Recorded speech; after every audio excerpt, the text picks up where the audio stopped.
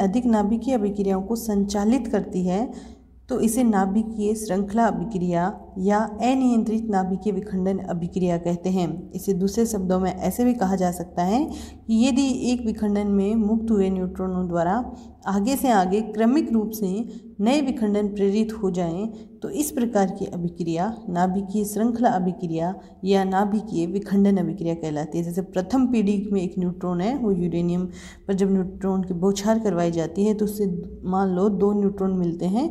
ये 2 न्यूट्रॉन 2 अन्य यूरेनियम नाभिकों को विखंडित करेंगे तो दोनों से अलग अलग 2-2 न्यूट्रॉन मिलेंगे तो 4 हो जाएंगे और आगे ये 4 न्यूट्रॉन यूरेनियम नाभिक को विखंडित करेंगे।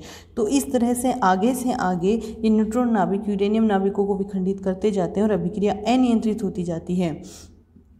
इसको इस तरह से भी समझा जा सकता है कि प्रथम पीढ़ी में एक न्यूट्रॉन है, उसको यूरेनियम की उस पर बौछार कराएंगे तो दूसरी पीढ़ी में 2 न्यूट्रॉन मिलेंगे। ये 2 न्यूट्रॉन 2 यूरेनियम से अभिक्रिया करेंगे तो 4 न्यूट्रॉन मिलेंगे। 4 आगे 4 नाभिकों से अभिक्रिया करेंगे तो 8 न्यूट्रॉन मिलेंगे। इस तरह न्यूट्रॉनों की संख्या बढ़ती जाती है। चित्रानुसार जब कोई उसमें न्यूट्रॉन किसी यूरेनियम नाभिक पर टकराता है तो यूरेनियम नाभिक 2 या 2 से अधिक उत्पाद नाभिकों में विखंडित हो जाता है।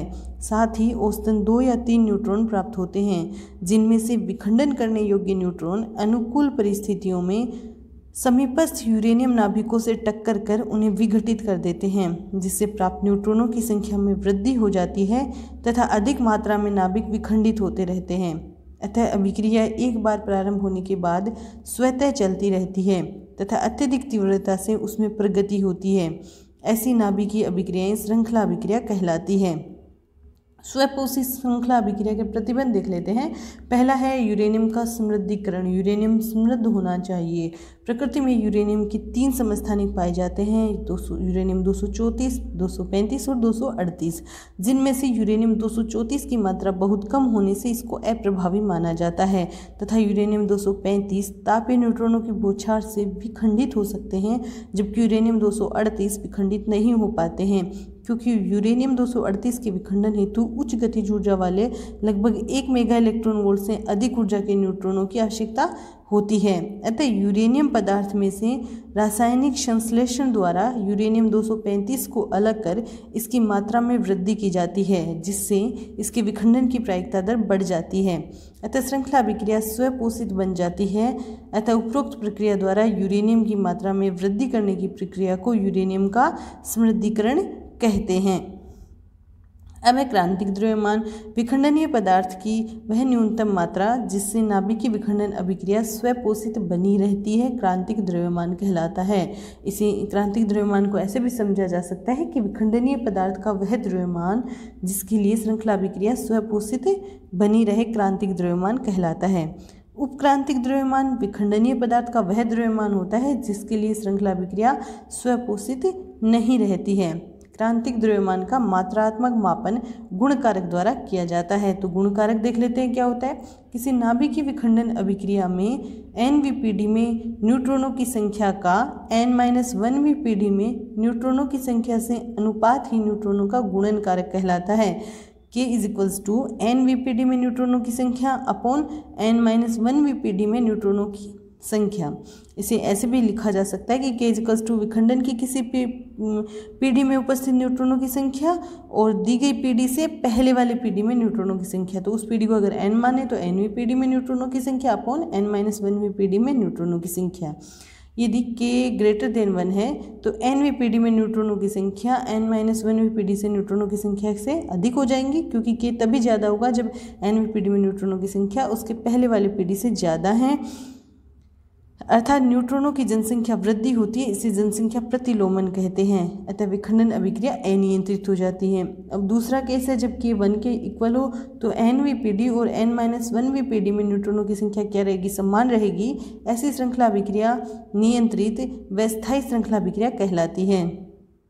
इस स्थिति में नाभिक की ये जो विखंडनीय पदार्थ है उसका द्रव्यमान क्रांतिक द्रव्यमान कहलाता है। अगर K = 1 है तो और <1 है तो nवीं पीढ़ी में न्यूट्रॉनों की संख्या के मान में कमी होती है और यह चरघातांकी रूप से घटती जाती है। इस स्थिति में श्रृंखला अभिक्रिया संभव नहीं हो पाती है। तो k इज ग्रेटर देन 1 की स्थिति में स्वपोषित नाभिकीय श्रृंखला अभिक्रिया हेतु एक न्यूट्रॉन की आवश्यकता होती है। अतः पीडी दर पीडी विखंडन होने पर न्यूट्रॉन्स की संख्या में k-1 गुणक से वृद्धि हो जाती है। अतः यदि नाभिकों की संख्या n हो तो न्यूट्रॉन की संख्या में प्रति पीडी वृद्धि दर n-k-1 होती है। यदि दो क्रमागत पीढ़ी न्यूट्रॉन उत्पत्ति के मध्य औसतन समय t0 लगे, मतलब एक पीढ़ी से दूसरी पीढ़ी में, तो न्यूट्रॉनों की उत्पत्ति दर dn/dt हो जाएगी n-k-1/t0, और dn n को इधर लेफ्ट हैंड साइड में ले आएंगे और dt को राइट हैंड साइड में ले जाएंगे और इसका क्या कर देंगे, समाकलन कर देंगे। तो यहाँ से हमारे पास आ जाएगा log n = k-1 t/t0 plus c की वैल्यू निकालने के लिए t = 0 समय पर n = n0 रख देंगे तो c आ जाएगा log n0, और यहाँ से हमारे पास n/n0 आ जाएगा e⁻k-1 t/t0, और n की वैल्यू आ जाएगी n = n0 e⁻k-1 t/t0। k is greater than 1 की स्थिति में न्यूट्रॉनों की संख्या में क्या हो रही है, चरघातांकी रूप से वृद्धि होती है। k लेस देन 1 की स्थिति में चरघातांकी रूप से कमी हो जाएगी। अब एक बहुत ही इंपॉर्टेंट है चतुर्गुणांक सूत्र, तो इसे एक बार देख लेते हैं। ये क्या सूत्र है।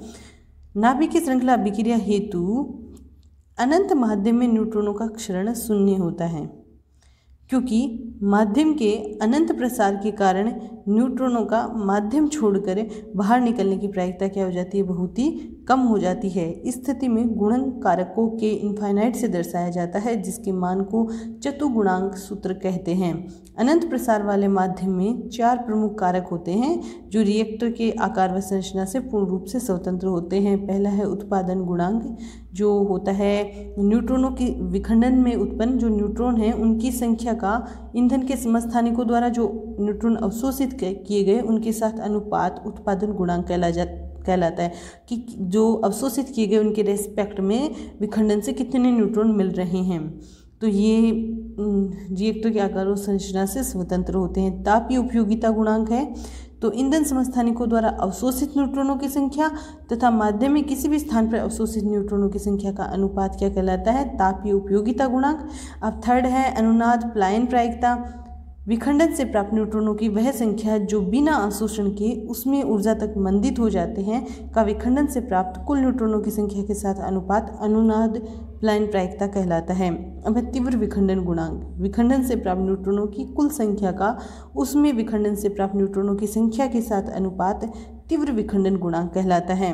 अतः चारों गुणांकों के पदों में प्राप्त अनंत गुणन कारक सूत्र के इनफाइनाइट हो जाता है। NFPE सूत्र है चतुर्गुणांक का। ठीक है, यहाँ पर n आ गए हैं, NT/n डैश, f है n-NP, p है nm/nt और e है NT/nv। ये के इनफाइनाइट के सूत्र है। NFPE इन पांचों जो गुणांक हैं इनका मल्टीप्लिकेशन होता है चतुर्गुणांक सूत्र में।